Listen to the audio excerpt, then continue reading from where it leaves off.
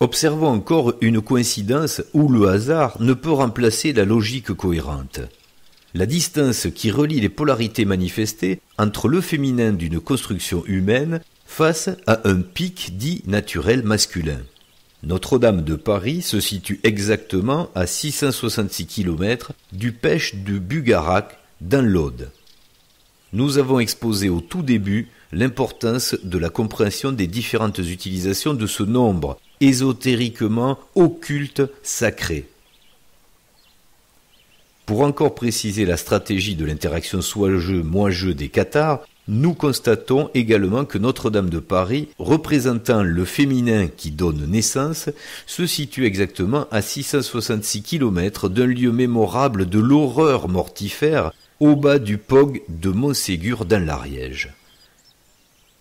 Il existe bien d'autres correspondances mettant en évidence ce jeu, prouvant l'interaction de l'univers absolu avec l'univers relatif, mais nous nous attarderons sur ce cas cathare qui peut transmettre des connaissances précieuses.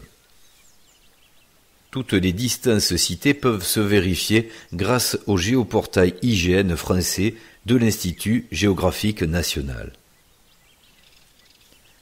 Ce grand jeu émotionnel stratégique se décline, nous l'avons vu, dans des réalisations matérielles explicables par la compréhension de la grande interaction, mais aussi dans différentes synthèses des logos de raisonnement, comme les lettres, les mots, le langage et leur utilisation en architecture intelligente pour exprimer des concepts dynamiques. Là aussi, le hasard écarté par la cohérence permet la transmission des raisonnements démontrant l'origine et le but du jeu.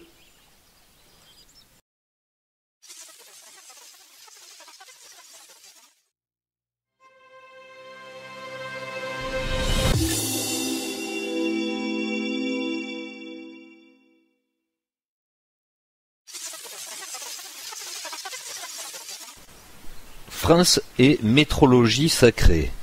Aujourd'hui, dans cette vidéo, nous allons aborder un sujet que nous avions plusieurs fois effleuré et dont nous avions promis que nous rentrerions dans les détails par rapport au logiciel de compréhension du jeu entre le relatif et l'absolu.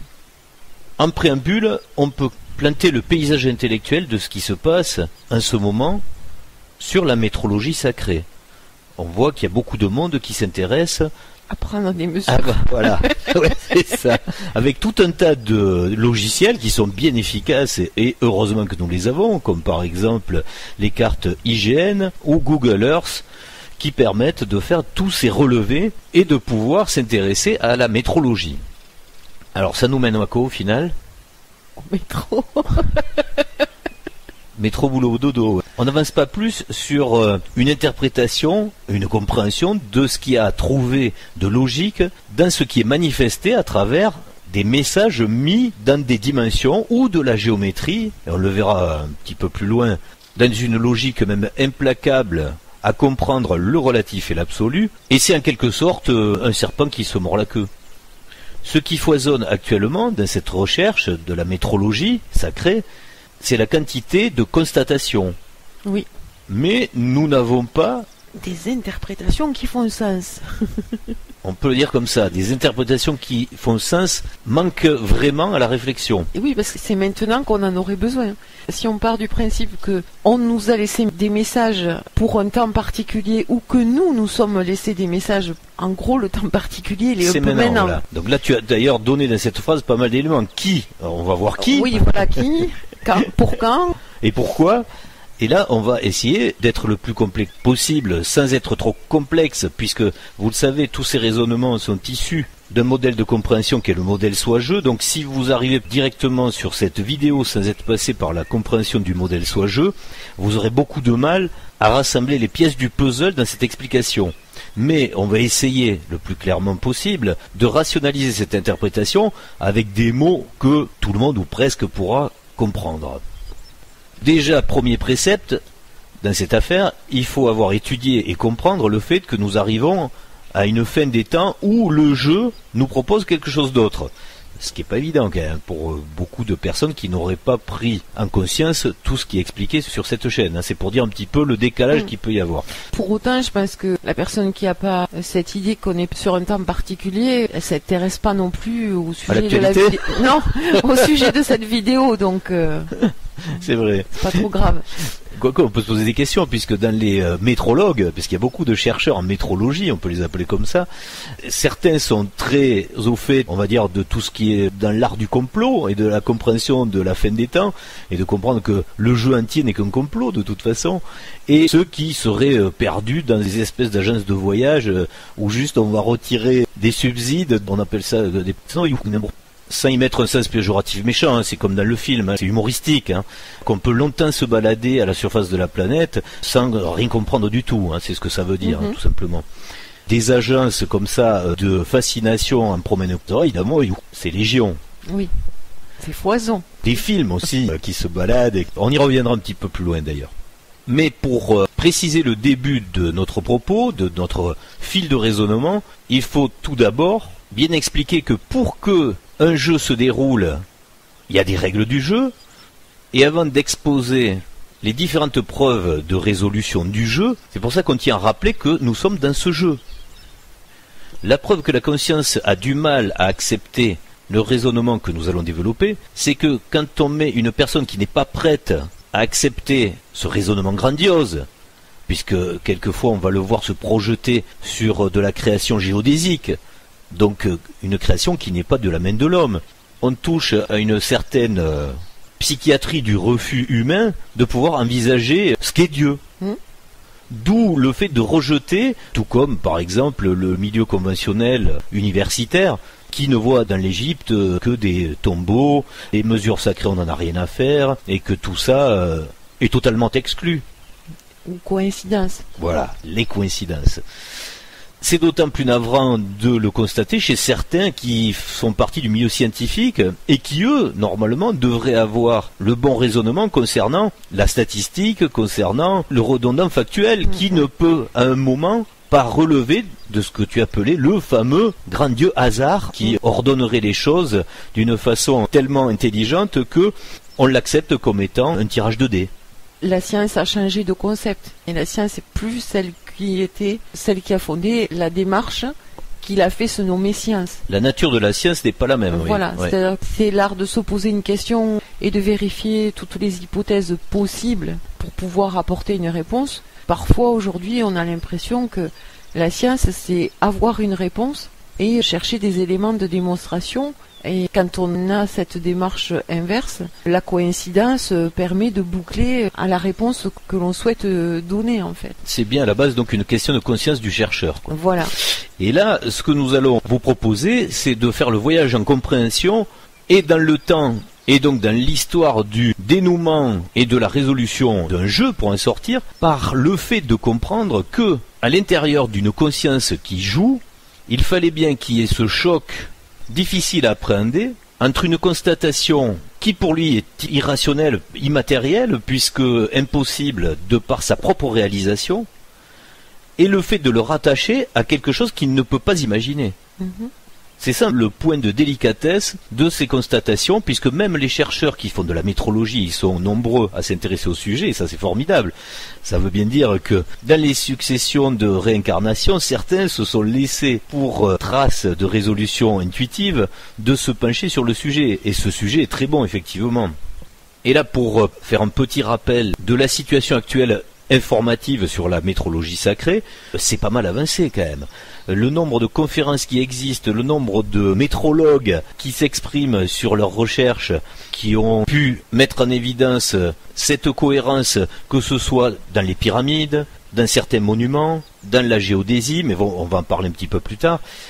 La diffusion de ces informations existe en masse. Oui. Donc, la première étape de prise en conscience, elle est déjà présente. Ça, c'est une bonne chose.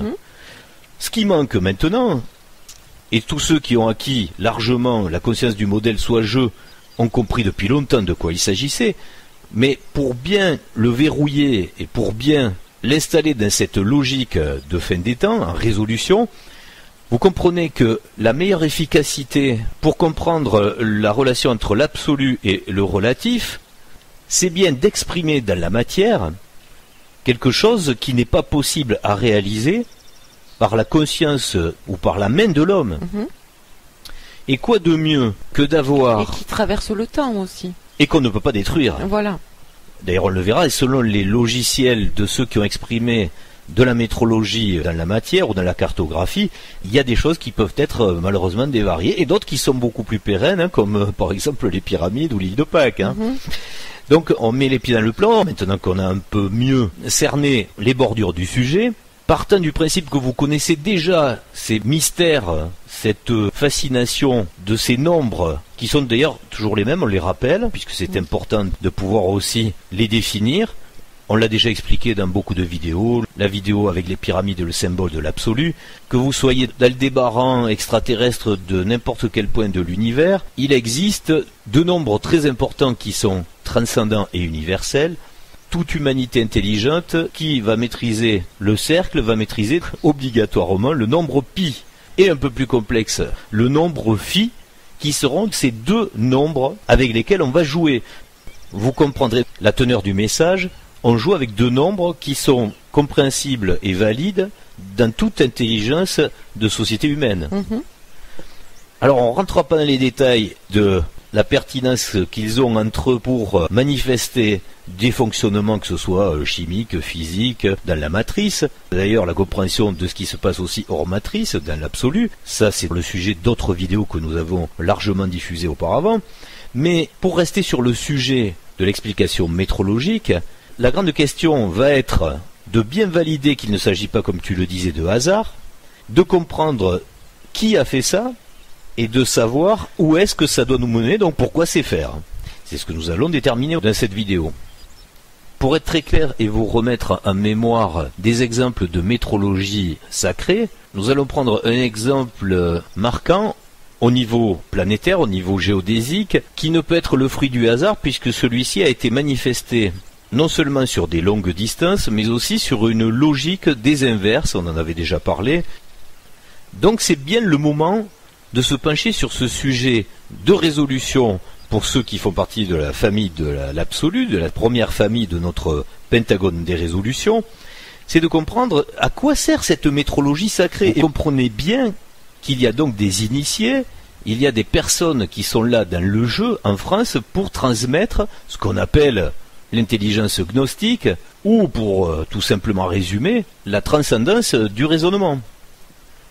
On lève un petit peu le voile de ce rôle mystique en expliquant pourquoi la France a un rôle prépondérant et déterminant sur cette résolution. C'est expliqué là, c'est clair et net. C'est pas pour démystifier quelque chose de plus extraordinaire, puisqu'on parle de l'absolu et là c'est toujours extraordinaire, mais c'est bien pour le ramener à son côté logique et rationnel, de compréhension. On peut faire le parallèle, puisqu'on parle de société secrète, dans ce jeu de la métrologie. Nous l'avons dit, il y a pi, il y a phi et 666. Un nombre manifesté sur cette base métrique, et là c'est typique à la France, et c'est là qu'on reprend des choses que nous avions sous-entendues ou avancées sur d'autres vidéos, à comprendre que ce 666, à l'origine, c'est pas une mauvaise chose. Et que si c'est un élément de réflexion qu'on retrouve dans la Bible à travers Saint Jean, pour la fin des temps, et on y est, de la compréhension, ce 666, utilisé par ceux qui, dans la famille 3 de la résolution par la technologie, le fait de l'avancer dans un nombre qui est voué pour eux, en tous les cas, à ce qu'on appelle la démiurgie ou le satanisme, en fait, à son origine, c'était bien le nombre de compréhension qui peut être capable du pire ou du meilleur, mais c'est à chacun de choisir. C'est-à-dire, soit vous le prenez avec la langue des oiseaux, avec l'hermétisme, et vous savez ce que ça veut dire, dans la transcendance, soit vous le prenez en tant que 666, le code barre, c'est-à-dire les échanges de matière et de finance, soit vous le prenez en vav, vav, vav, donc le 666 hébraïque, en compréhension de la communication, des échanges de communication du 3W. Mais il était très important à comprendre ce 666, et il a été manifesté également en cartographie française. Et là, on peut donner un exemple. On n'ira pas plus loin, mais c'est un exemple qui vous permet de mettre le bout du nez dans la compréhension de cette métrologie du 666, avec plusieurs endroits qui sont chers au logiciel que nous développons sur cette chaîne, c'est-à-dire le qatarisme et le fameux carré Qatar qui a fait sa réapparition cette année pour les 700 ans de la promesse faite par Guillaume Bélibast, où si vous prenez sur le logiciel du portail IGN, notre portail français de métrologie cartographique, vous pouvez le faire vous-même, vous pointez le sommet du Bugarache, qui est très cher au carré Qatar, et vous le reliez à la fameuse flèche, au mètre près, de Notre-Dame, qui a brûlé il n'y a pas longtemps, et vous tombez au mètre près, je précise bien, sur 666 km, tout rond. 666 km. Coïncidence. Oh, non, mais bien sûr que c'est une coïncidence. Mais alors, quand même. Alors si on va plus loin dans la métrologie reliée à cette catégorie de personnes qui ont laissé des traces pour comprendre entre l'absolu et le relatif, on s'arrêtera à un deuxième exemple, bien qu'il y aurait d'autres choses à dire, mais ce serait plutôt se perdre que garder la quintessence de ce qu'il faut retenir. C'est que Montségur, au lieu du qatarisme également, et du fameux carré Qatar qu'il faut comprendre, puisque je le rappelle, c'est un peu la formule magique, Qatar, Areta, Tenet, Atera, Ratak. C'est clair ? Ça veut dire ce que ça veut dire.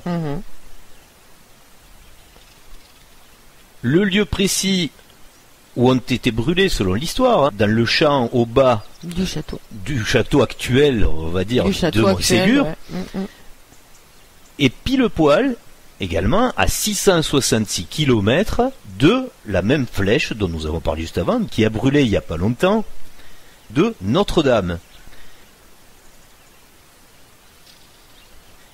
Alors, ceux qui verraient à ce genre d'éléments informatifs, une fois de plus, que du hasard, c'est bon. C'est bon, laissez tomber, c'est pas pour vous. C'est pas une résolution faite pour vous.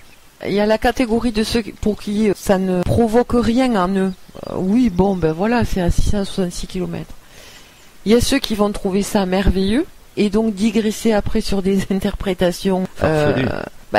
Quand t'es dans le merveilleux, t'es dans le merveilleux. Oui, donc, mais là tout se tient, parce que là, ce qu'il faut expliquer, après, c'est que derrière, on étaye un raisonnement. Voilà. Et c'est pas pour rien. C'est pour expliquer que, comme on disait tout à l'heure, quels que soient les faits qui vont se présenter à toi, si incontestables soient-ils, et là ce sont des mesures, donc comme tu dis, on va sur un portail dédié à ça, on tire un trait, ça donne une mesure. Tu ne pourras jamais dire que cette mesure appelle un sens unique à tout le monde. Il y a ceux qui vont ne rien y voir, il y a ceux qui vont y voir du merveilleux, et il y a ceux qui vont y voir une interrogation à laquelle ils sont les seuls à pouvoir répondre quelque part. Parce qu'ils sont prêts à pouvoir poser une réponse à ce genre de choses.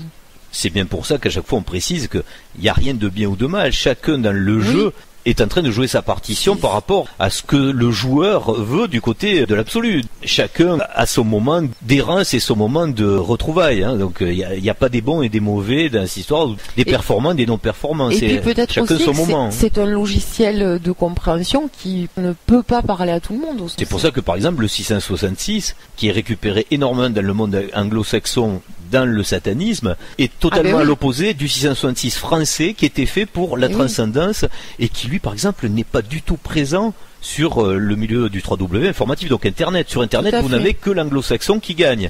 Pour l'instant, le 666 en langage des oiseaux, qui est une phrase fantastique, c'est comme le carré Qatar, ce sont deux informations totalement de la réflexion transcendante.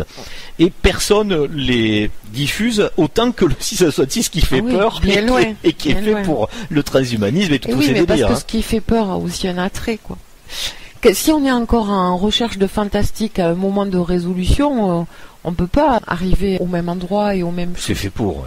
Et dans ce logiciel qui nous permet de relier la France à l'Égypte, il faut comprendre, là aussi, certains comprendront, dans ce code 666, avec ceux qui jouent bien ou mal avec ce nombre-là, il y a quand même, puisqu'on parlait de Notre-Dame, il y a le point zéro en France.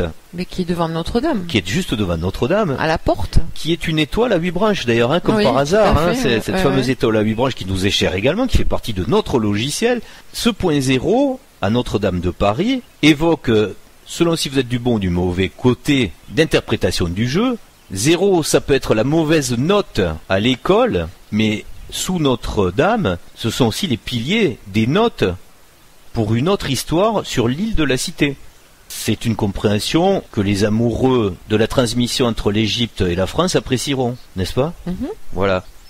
Pour ceux qui ont besoin d'étayer tout le temps par les articulations historiques, on peut trouver des compréhensions supplémentaires, ça c'est une bonne chose, mais même si vous n'avez pas ce côté-là, c'est pas grave. Le côté rationnel et le côté logique de la manifestation dans le jeu, de ce que nous venons d'exposer, normalement doit suffire, hein. Tout le reste, c'est-à-dire remettre en question ce qui s'est passé historiquement, le caviardage de l'histoire, le fait de ne pas avoir eu une harmonie planétaire pour se décider à prendre le maître en commun avec les anglo-saxons, etc. Au final, c'est pas grave.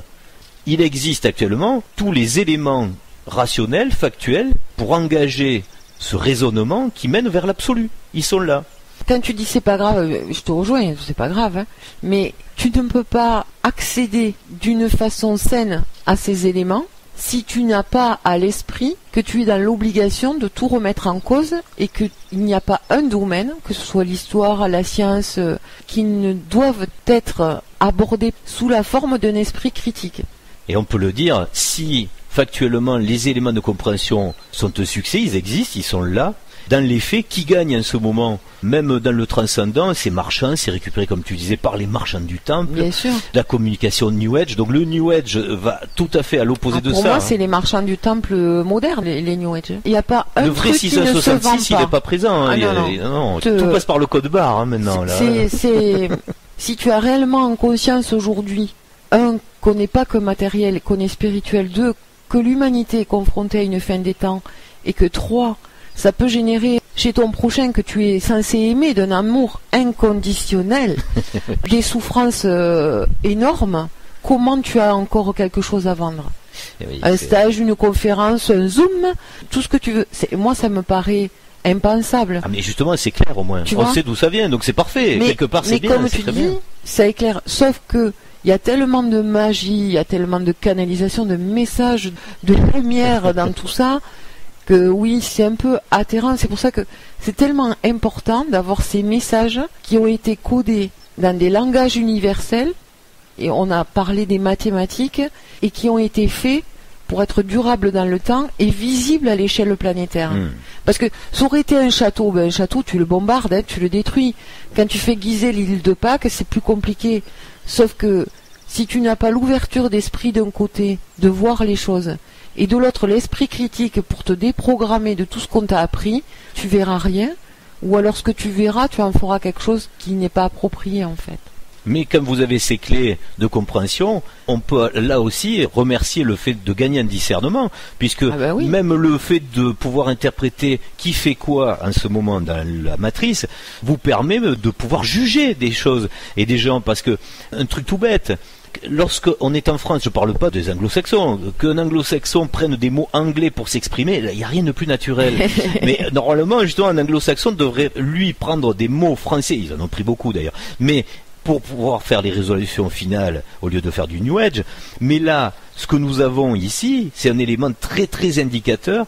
Quand vous vous trouvez avec des Français ou même des francophones qui créent, que ce soit des organisations, des sites, des marques, qui prennent des mots anglais. Des noms de chaînes. Vous comprenez dans quel logiciel ils se trouvent. Ces Français qui utilisent l'anglais, c'est du New Age automatiquement. Je pense notamment à quelquefois des organisations massives qui émanent de services secrets, de soi-disant intelligence progressive française, de gens très diplômés, etc., qui s'allient et qui font ce qu'on appelle des projets verticaux, moi je le dis en français.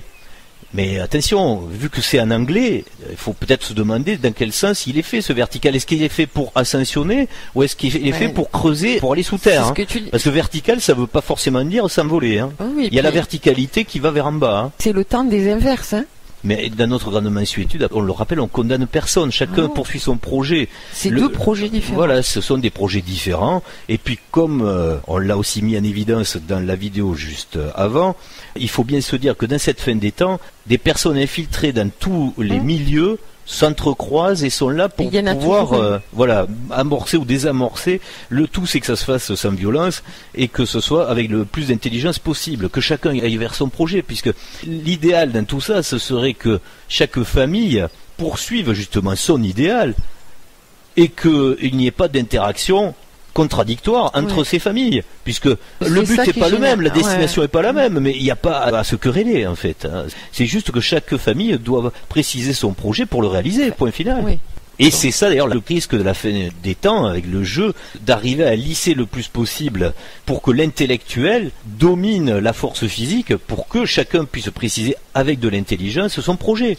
L'époque des gourdins ou des massues, normalement c'est révolu. Mais pour autant, quand on voit les forces armées et la technologie qui les servent, ça fait peur, ça fait très peur. Actuellement, on voit que on nous informe de certaines tensions et les tensions dont on nous informe pas sont certainement très importantes en ce moment. Donc c'est bien que des clans s'affrontent, des projets s'affrontent aujourd'hui. Mais il faut bien sûr que jusque-là aussi, heureusement, la suprématie militaire ne sert pas qu'au combat. Elle l'a fait malheureusement quelquefois, mais en grande majorité, pour l'instant, le bilan, c'est plutôt pour pouvoir dire à l'autre, attention, si tu viens m'agresser, tu vas en prendre plein la figure. Donc tant qu'on en reste là, ça peut aller. Mais on le voit, il y a des tensions. Et puis le problème, c'est que certaines familles de résolution attendent que ça pour imposer le retour de quelque chose, et ça, c'est pas très correct. Mais bon. Moi, je voulais juste le dire pour que on comprenne bien tous que ces 5 familles qu'on a déterminées avec des projets différents, c'est pas que quelque chose qui est dans l'image. C'est pour qu'on comprenne bien tous que c'est notre vie d'aujourd'hui. Et si on reste encore un peu ici, celle de demain, parce que on est dans ce temps-là où les projets se confrontent. Et certainement qu'au sein de chaque famille, il y a déjà des confrontations pour savoir qui seront les futurs chefs de projet. Tout à fait, oui, bien sûr, et qui ont fait déjà des business angels pour pouvoir financer tout ça. Et juste qu'avec la métrologie, avec la langue des oiseaux, avec les symboliques, pour lequel la France est un vrai berceau, c'est que... Tout comme l'Égypte. La France et l'Égypte, oui, tout à fait. D'ailleurs, on voit cette reliance entre les deux pays, c'est que pour celui qui cherche vraiment, sainement, ce sont aussi des domaines où on acquiert petit à petit des fonctions, des capacités à raisonner qui permettent des compréhensions qui vont au-delà de la connaissance, qui permettent de comprendre la métaphysique, de s'organiser, de poser la raison en soi aussi. Et absolument. Qui permet le détachement. De l'infère terrestre, oui. Une fois qu'on a pris conscience du jeu, elle est temporaire, cette conscience. La réalité nous rattrape, oui. Où on est pleinement... la survie est toujours là. Mais il y a des moments où on est absorbé par le jeu. Forcément, ça permet le détachement. Et c'est le but du jeu, que se détacher du jeu. Absolument. C'est ça. Et dans cette explication, comme tu dis, du réel, où quelque part, on est bien obligé de se déterminer et de comprendre les informations qui viennent de l'extérieur, et donc de déterminer que fait la personne que vous écoutez, pour vous-même faire la synthèse de toutes ces informations. Il faut bien voir que, on en parlait au début de la vidéo, et là on va plus le préciser, maintenant que vous connaissez cette explication de cette métrologie sacrée et des différents acteurs qui jouent avec, comprenez bien les difficultés que peut avoir la première famille de résolution vers l'absolu, puisque les 4 autres familles lui sont totalement opposées. C'est pas une mince affaire. On peut parler, nous, ici, en tant que Qatar Areta Tenet Ateraratak, la formule magique Qatar. Ça, c'est le côté intellectuel des choses, mais nous, on attend quelque part l'arrivée de la cavalerie. Et le problème, c'est que ils sont à 2 sur des chevaux, donc c'est plus lent, quoi. Mais il faut bien se dire que la cavalerie, elle est là depuis toujours, il n'y a aucun souci. Elle est même souvent là où on ne l'attend pas. Et donc, elle pourra s'exprimer à travers des biais inimaginables, que ce soit financier, de par la stratégie diplomatique armée, etc. Moi, je pense qu'on peut avoir confiance dans ces messages, parce que on parlait de l'île de Pâques, on parlait de Gizeh, on peut s'interroger de savoir si ce sont des messages d'une fin d'une civilisation ou du début d'une autre. Mais dans les 2 cas, elles nous préviennent et elles nous informent de ce qu'est une fin de cycle. Donc ces messages, il faut se dire qu'ils ont été faits pour maintenant. Et qu'ils ont été répétés au cours de l'histoire, comme tu disais, des cathédrales, des châteaux. Il y a eu de grands personnages qui ont codé des choses avec une intelligence telle qu'elle paraît complètement surhumaine. Parce qu'elle peut être que intuitive. Mais tout à fait. Mais quand elle est logique et manifestée, comme tu dis, c'est bien qu'elle faisait partie de sociétés secrètes. Là, tout à fait.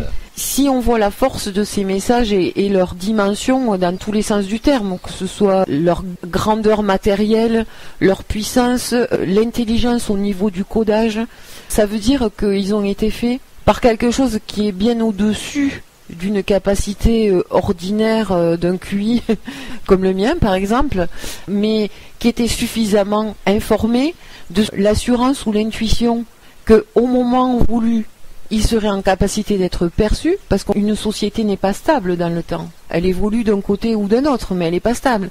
Donc tu aurais pu faire un super codage, et puis au moment où ça sert, il n'y a que des débiles mentaux, quoi. Mais c'est le risque un peu actuel. Voilà. Donc, non, je rigole. Il fallait se dire qu'il serait utile au moment où il devait être utile, que probablement aussi, ils auraient une capacité à faire un tri. Mais c'est aussi utile.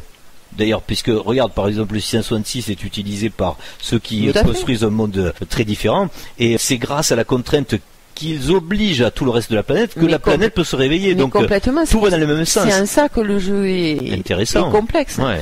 Et donc, quand tu as cette perception-là, tu ne peux pas ne pas avoir confiance dans ces messages qu'elles feront au moins résolution pour certains.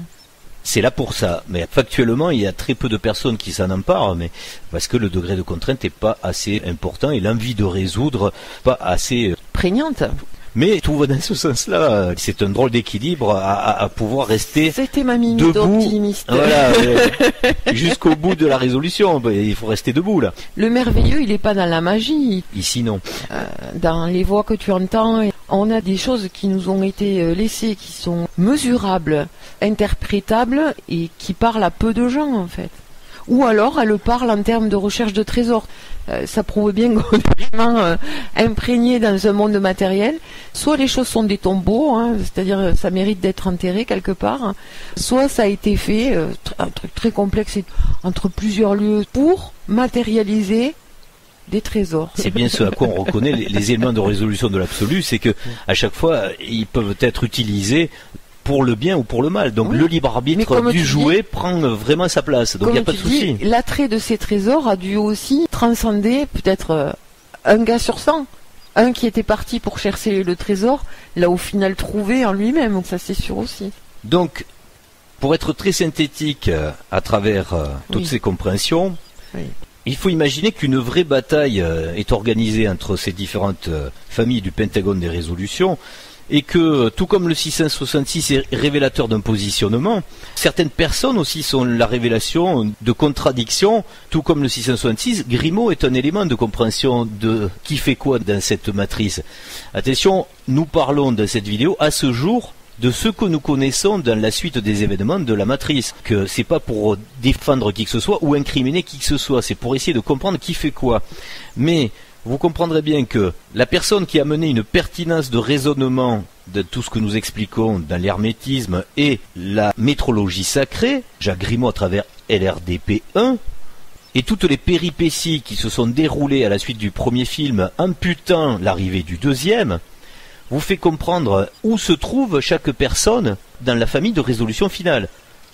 On peut le dire, il y a les gros déclencheurs de la fin des temps, il y a l'égrégore 2012, fin du monde, calendrier Maya, les premiers qui devaient commencer à se poser des questions sur l'anthropologie terrestre ont commencé à mettre le nez dedans. Le 11 septembre, avec les 2 tours qui s'effondrent, c'était aussi un élément très puissant de compréhension du début de ce jeu de la fin des temps.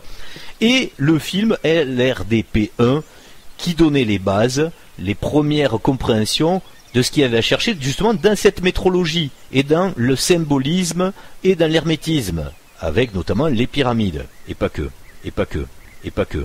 Mais, si vous avez compris tout ça, vous comprenez aussi quel est le problème de tous ceux qui se sont opposés à Grimaud ou LRDP1. Que ce soit dans la famille 2, la famille 3, la famille 4 ou la famille 5, avec des papes de la synchronicité qui se sont affichés avec le réalisateur de l'RDP1, qui lui est donc contradictoire de Grimaud. Si la résolution pour vous, elle est vraiment dans le projet de l'absolu, essayez de comprendre ce qui se passe dans le jeu de fin des temps, dans la matrice, avec des pseudo-sachants du milieu de la physique, du milieu du New Age, ou même les fameux mélanges qu'on dit légitimes, le mix entre la science et le New Age, qui fait très fort en ce moment. Vu les positions anti-LRDP1, vous pouvez bien imaginer que dans ce combat, ils font surtout pas partie de la résolution de la compréhension de métaphysique. C'est bien pour rester cloué dans un nouveau logiciel de la physique relative ici. Oui. Et ces familles d'opposition vont très loin, même dans ce qu'on appelle le sérail de la pensée officielle, de l'intelligence officielle, avec ceux qui récupèrent par exemple des képris au revers de leur veste, etc. Le képri a sa vraie place et dans le Charissator, je rappelle pour ceux qui veulent le comprendre, par la résolution de la compréhension de l'état de la matière. Dans ces grandes recherches de compréhension métaphysique pour des physiciens du relatif, qui se creusent constamment la cervelle, et c'est bête parce que c'est pas fait pour. On en a besoin. On en a besoin.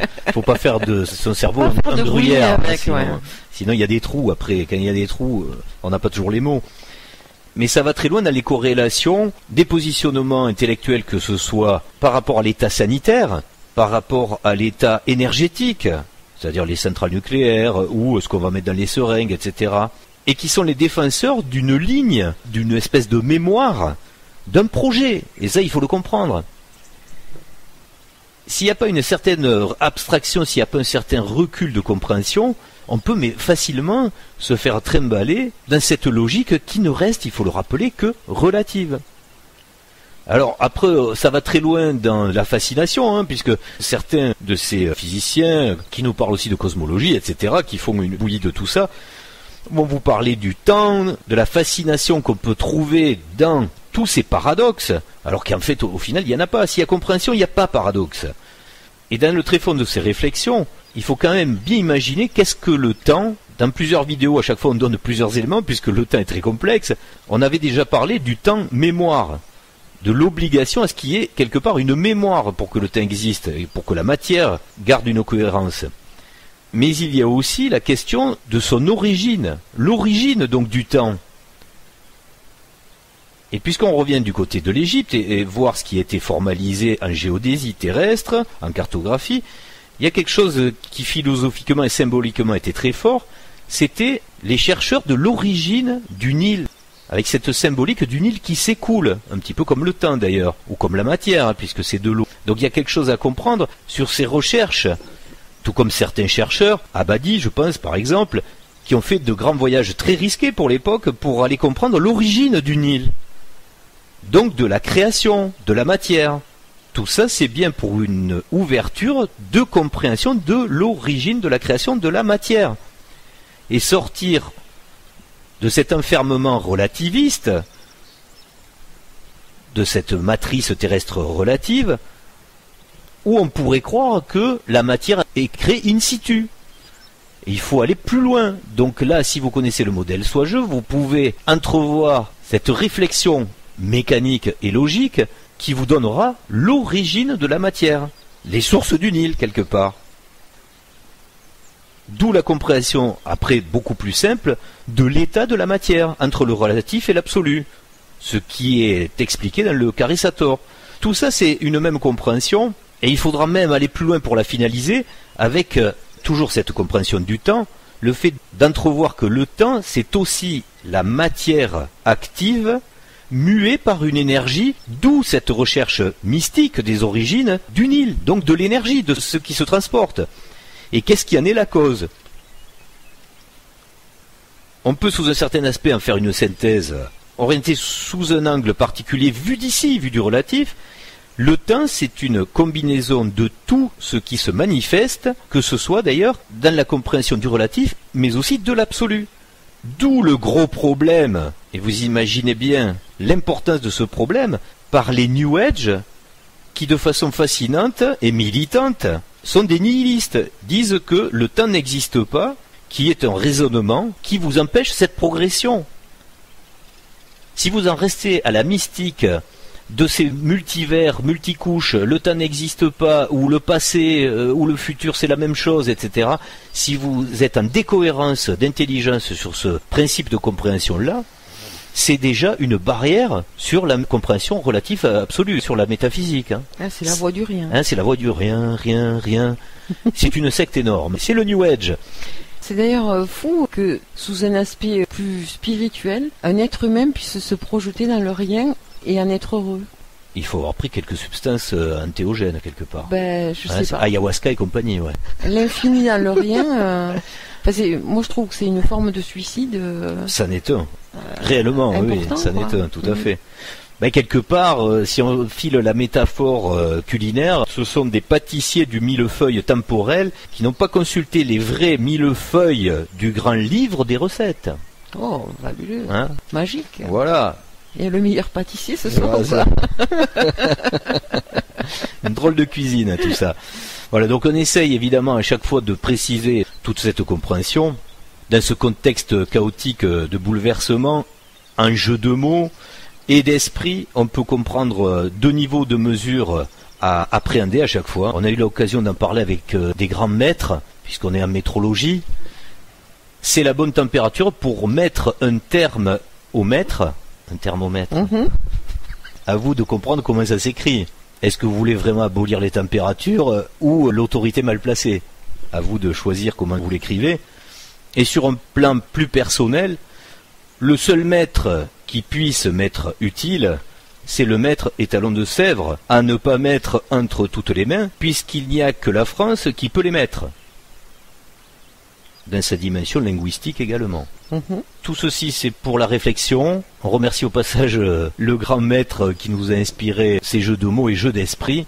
Pour la prochaine vidéo, comme le veut la coutume, la tradition sur cette chaîne, nous ferons synthèse de l'année passée et une projection sur l'année à venir.